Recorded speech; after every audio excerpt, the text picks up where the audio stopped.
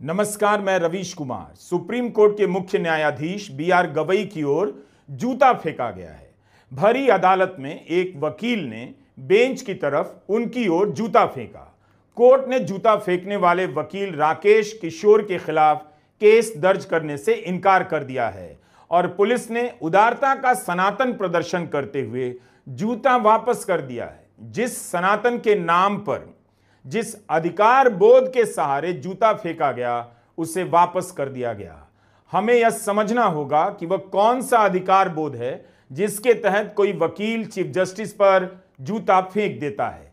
बात जूते की थी भी नहीं, बात उस अधिकार बोध, अहंकार की है जिसके तहत कोई वकील सनातन के अपमान के नाम पर चीफ जस्टिस की ओर जूता फेंकता है और जूता फेंकने के बाद उस पहचान का आह्वान भी करता है।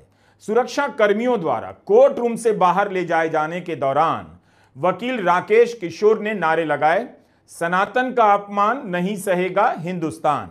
अगर इसी तरह कोई दूसरा होता जो सनातन की जगह किसी और चीज के नाम पर जूते फेंकता, तो आप दावे के साथ नहीं कह सकते कि उसके साथ भी यही उदारता बरती जाती। बात उस वैचारिक अधिकार बोध की है जो जूता फेंकने से पहले चीफ जस्टिस बी.आर. गवई के बारे में सोशल मीडिया में अनाप शनाप कहने लग जाता है। और कहने वाले कौन लोग हैं, इसे सत्ता के गलियारे में खूब जाना पहचाना जाता है, लेकिन उनके खिलाफ सबने चुप्पी साध ली। इसलिए आज सुप्रीम कोर्ट में जूते की नहीं, उस अधिकार बोध की जीत हो गई जो सोशल मीडिया में चीफ जस्टिस को तरह तरह से धमकी देता है। उनके खिलाफ अभद्र शब्दों का इस्तेमाल किया जाता है, घृणा पैदा की जाती है। इस मामले में चीफ जस्टिस बी.आर. गवई खुद कुछ नहीं कह सकते थे, लेकिन उनके साथी जजों को और पूर्व जजों को बोलना चाहिए कि चीफ जस्टिस के बारे में निजी रूप से अपमानजनक बातें ना कही जाएं, उनकी दलित पहचान को लेकर हल्की टिप्पणी ना की जाए। जूता फेंकने के बाद मीडिया में रिपोर्ट हुआ कि चीफ जस्टिस हमले से घबराए नहीं। उन्होंने कहा कि इससे डिस्ट्रैक्ट नहीं हो, हम डिस्ट्रैक्ट नहीं हुए, मुझे इन चीजों से फर्क नहीं पड़ता। यह उनकी टिप्पणी छपी है। अच्छी बात है कि उन्हें फर्क नहीं पड़ा, लेकिन जिन लोगों ने उनकी टिप्पणी को लेकर सोशल मीडिया में अभद्र टिप्पणियां की हैं, उनके बारे में अनाप शनाप कहा है, उससे फर्क नहीं पड़ना अलग बात है। उसे नजरअंदाज करना बिल्कुल दूसरी बात है और गंभीर बात है। आप इसे नजरअंदाज नहीं कर सकते कि कोई भी चीफ जस्टिस के दलित होने को लेकर उनके बारे में इस तरह से घृणा वाली टिप्पणियां कर दे। Chief justice B R. Gavai Bharat के दूसरे दलित चीफ जस्टिस हैं और पहले बौद्ध चीफ जस्टिस। अगर चीफ जस्टिस चुप हैं तो दूसरे जस्टिस को आगे आकर इसकी निंदा करनी चाहिए थी। चीफ जस्टिस के रूप में शपथ लेने के कुछ घंटे बाद जब chief justice B R. Gavai court room में आए, तब उन्होंने जय भीम से वकीलों का अभिवादन किया। जय भीम उस नैतिक शक्ति का उद्घोष है जो जाति की सोच का प्रतिकार करती है। जय भीम एक संवैधानिक नारा है जिसके प्रावधानों में जाति के आधार पर किसी भी प्रकार के भेदभाव को अपराध माना गया है। जूता फेंकने की घटना सामान्य नहीं है। उसके बहुत पहले से चीफ जस्टिस के खिलाफ सोशल मीडिया में लोग बाकायदा वीडियो बनाकर कुछ भी बोले जा रहे थे। वो सारे बयान आज भी मौजूद हैं और उनके खिलाफ कोई कार्रवाई इसलिए भी नहीं होगी क्योंकि वे सत्ता के पाले के लोग हैं। इसलिए कोर्ट की उदारता को ऐसे भी देखा जा सकता है। कुछ लोग देख सकते हैं कि जूता फेंकने का संबंध एक खास विचारधारा से है और उसका संबंध सत्ता से है, इसलिए उदारता और शालीनता का प्रदर्शन किया गया। यह वो घटना है जो बता रही है कि धर्म की राजनीति को सर्वाधिकार प्राप्त हो चुका है। अब वह तय करेगी कि सम्मान क्या है, अपमान क्या है, संविधान क्या है। इस राजनीति ने अदालत के कुछ फैसलों को अपने लिए हमेशा छूट की तरह देखा, अदालत के फैसलों को अपनी ताकत के आगे झुकते हुए देखा। उससे लाभ उठाती रही यह राजनीति और अब यही राजनीति एक तरह से अदालत को याद दिला रही है कि किसका स्थान कहां है। इसे ठीक से समझ लिया जाना चाहिए। यह वो मौका था जब कोर्ट समाज की सोच को बदलने की दिशा में पहल कर सकता था और यह तभी होता जब कोर्ट एक स्वर से इस घटना के पीछे की सोच की निंदा करता। सनातन के नाम पर राकेश किशोर ने जो आज छूट हासिल की है, उस छूट के असर में सड़क पर उनके जैसे लोगों का हौसला बढ़ सकता है। उसकी चपेट में आने से क्या होगा, हम इसका उदाहरण देख चुके हैं। यह वही राजनीति है, अधिकार बोध है, जो चलती ट्रेन में एक सिपाही से 3 मुसलमानों की गोली मारकर हत्या करवा देती है और बीच सड़क पर जय श्री राम बोलकर किसी की पीट पीट कर हत्या कर देती है। कम से कम इस घटना की पुरजोर निंदा होनी चाहिए थी। कोर्ट की यह शालीनता राकेश किशोर को नायक बना रही है।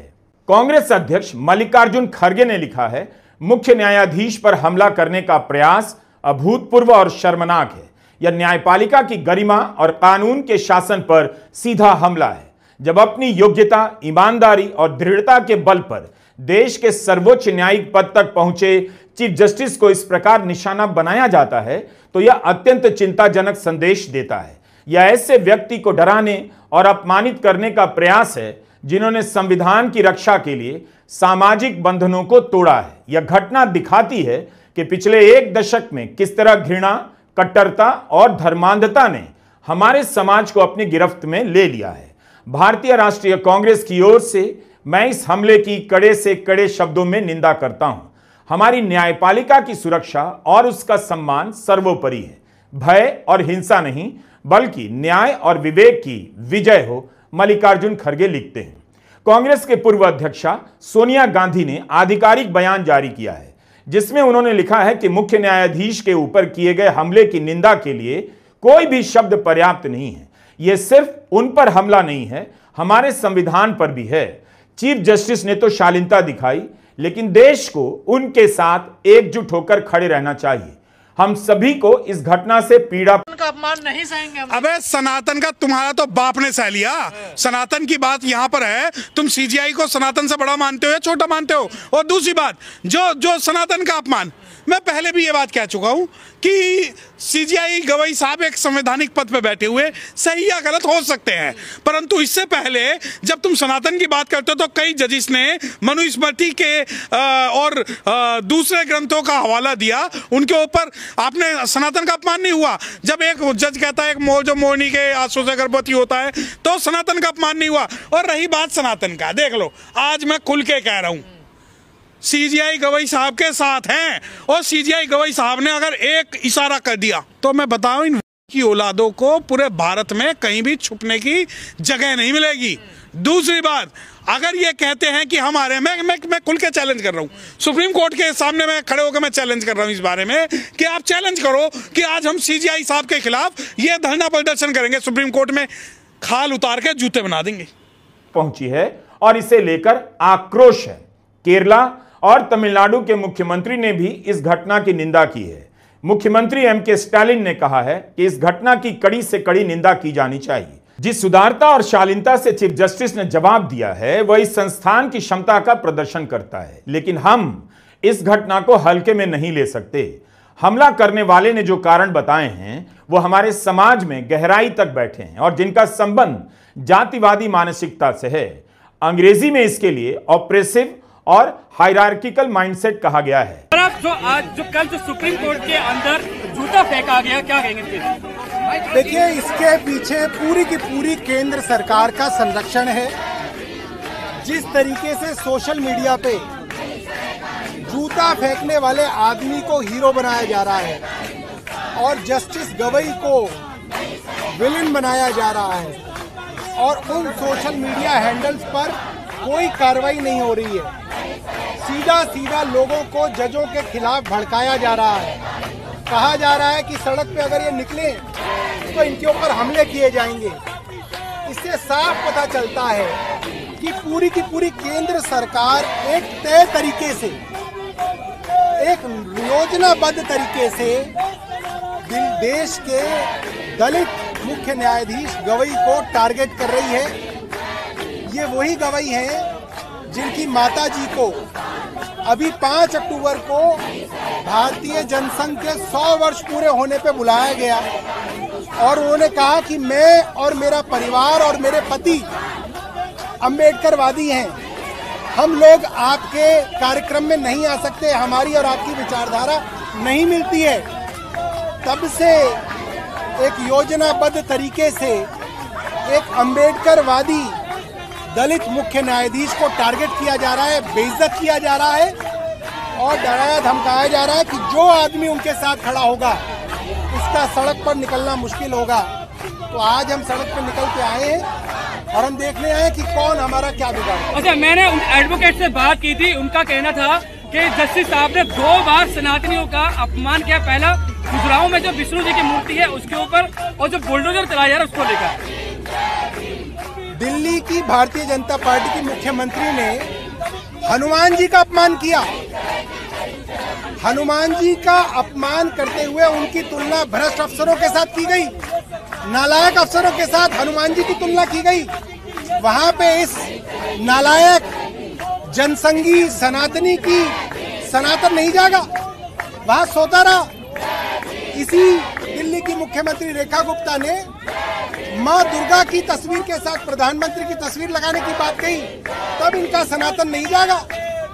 आज एक दलित मुख्य न्यायाधीश ने एक टिप्पणी की, उसको जानबूझ के बढ़ा चढ़ा के दिखाया जा रहा है, क्योंकि इनके पेट में दर्द है कि एक दलित कैसे इतने बड़े पद पे चश्मे और पेन इस्तेमाल कर सकते हैं।